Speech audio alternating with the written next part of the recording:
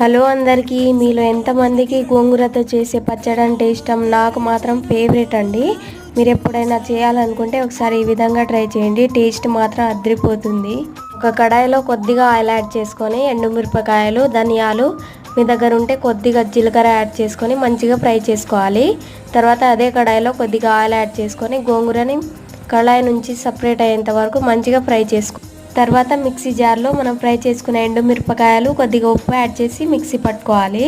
తర్వాత అందులోనే మనం ఫ్రై చేసుకున్న గోంగూరను యాడ్ చేసుకొని, మీకు కావాలంటే ఒక చిన్న ఆనియన్ కూడా యాడ్ చేసుకోవచ్చు. ఇప్పుడు వీటన్నింటిని మిక్సీ పట్టుకొని తాలింపు పెట్టుకోవడం. గోంగూర పచ్చడి అయితే రెడీ అయిపోయింది. ఇప్పుడు వేడి వేడి అన్నంలో ఈ గోంగూర పచ్చడి వేసుకొని కలుపుకొని తింటే ఉంటుంది చూడండి. టేస్ట్ మాత్రం అదిరిపోతుంది. ఈ రెసిపీ అయితే నేను మస్ట్ అండ్ ట్రై అని చెప్తాను.